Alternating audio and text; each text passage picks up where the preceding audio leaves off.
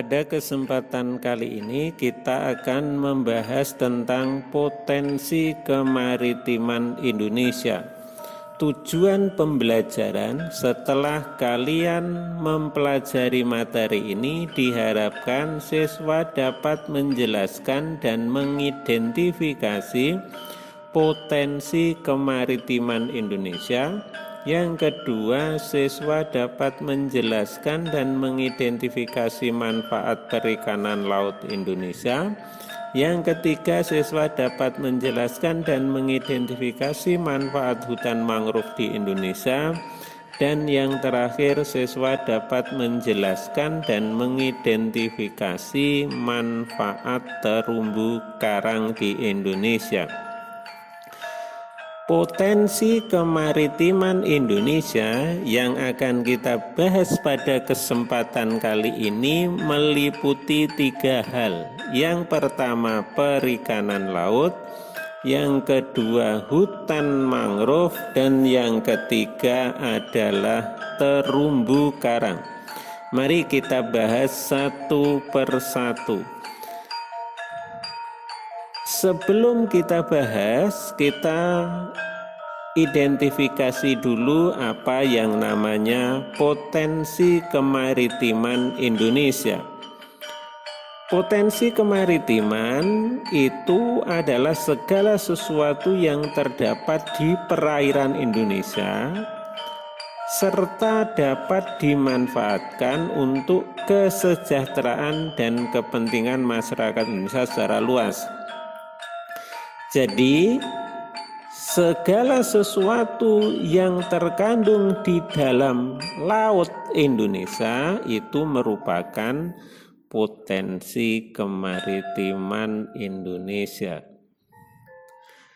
Potensi kemaritiman Indonesia sendiri bisa berupa bahan tambang, hutan mangrove, terumbu karang, perairan dalam, wisata bahari, energi laut, mineral laut, pelayaran, pertahanan, serta industri maritim. Perikanan laut di Indonesia ini merupakan upaya untuk penangkapan ikan yang dilakukan di perairan pantai maupun di laut lepas. Perikanan laut sendiri merupakan usaha yang bersifat eksploratif, sehingga kegiatannya meliputi kegiatan eksploitasi sumber daya hayati maupun sumber daya hewani. Biasanya nelayan akan menangkap hewan laut di kawasan laut dangkal maupun di kawasan lepas dengan menggunakan perahu kecil sampai perahu bermotor. Jenis peralatan yang digunakan untuk menangkap ikan di laut biasanya berupa pancing, jala, jaring, dan sebagainya. Kalau kita lihat potensi ikan di Indonesia berdasarkan data sekitar 6,4 juta ton per tahun, dan dalam ketentuannya yang boleh diambil adalah 80%-nya, yaitu 5,12 juta ton per tahunnya. Kenyataannya kalau kita lihat bahwa potensi ikan yang diambil itu masih di bawah standar. Jenis ikan yang ada di wilayah Indonesia bisa dikelompokkan menjadi 2, yaitu untuk wilayah Indonesia bagian barat dan Indonesia bagian timur. Untuk Indonesia bagian barat ini adalah jenis ikannya meliputi ikan pelagis kecil. Sedangkan yang Indonesia bagian timur Ini jenis ikannya adalah ikan pelagis besar, ada cakalang, tuna, dan sebagainya. Kemudian yang berikutnya adalah hutan mangrove. Hutan mangrove itu merupakan hutan yang tumbuh di daerah pantai dan di sekitar muara sungai. Biasanya tumbuhan ini akan tergenang pada saat air pasang dan akan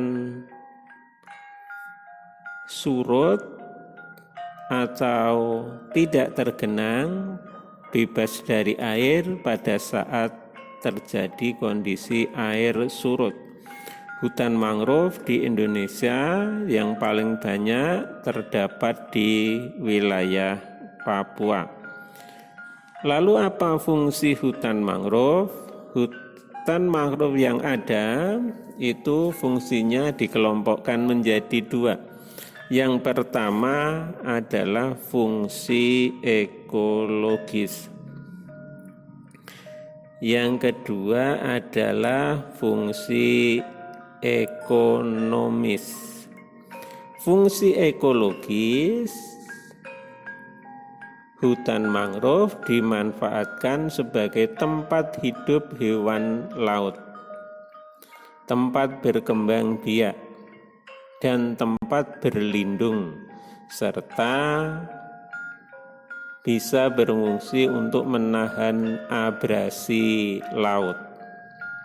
Sedangkan fungsi ekonomis ini bisa berupa pohon dan makhluk hidup yang ada di hutan mangrove dimanfaatkan untuk kepentingan hidup manusia sebagai bahan kayu bakar, bahan bangunan, bahan baku industri, ada kertas, tekstil, makanan, obat-obatan, maupun kosmetik. Bisa juga sebagai penghasil bibit ikan, kerang, kepiting, dan bandeng. Serta yang sekarang dikembangkan adalah sebagai tempat objek wisata, penelitian, dan pendidikan. Yang berikutnya adalah terumbu karang. Terumbu karang merupakan organisme yang hidup di laut. Sekumpulan hewan karang yang bersimbiosis dengan sejenis tumbuhan alga yang disebut dengan zooxanthellae. Macamnya terumbu karang ada dua, yaitu hermatipik dan ahermatipik. Kalau kita lihat karang hermatipik adalah karang yang bersimbiosis dengan zooxanthellae sehingga menghasilkan terumbu. Sedangkan karang ahermatipik adalah karang yang tidak menghasilkan terumbu atau tidak bersimbiosis dengan zooxanthellae. Lalu apa fungsi dan manfaat terumbu karang? Ekosistem terumbu karang itu menyediakan persediaan makanan dan obat-obatan bagi manusia, baik masa lampau, masa kini maupun masa yang akan datang. Selain itu juga kumpulan karang bisa menyajikan panorama keindahan yang menjadi magnet wisata, sehingga menambah sumber devisa negara melalui sektor wisata. Wisata bahari Indonesia merupakan salah satu aset utama pendapatan negara kita.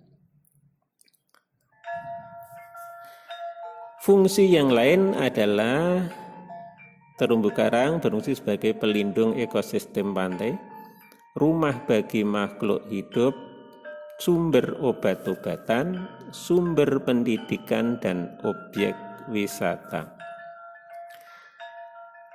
Demikian anak-anakku yang perlu kita pahami bersama yang berkaitan dengan potensi kemaritiman Indonesia. Sekali lagi silahkan untuk dicermati dan bisa juga diperluas, diperdalam dengan membaca buku lain yang berkaitan dengan perikanan laut, hutan mangrove maupun terumbu karang. Dan mari kita akhiri pembahasan kita pada kesempatan kali ini. Billahi taufiq wal hidayah. Wassalamualaikum warahmatullahi wabarakatuh.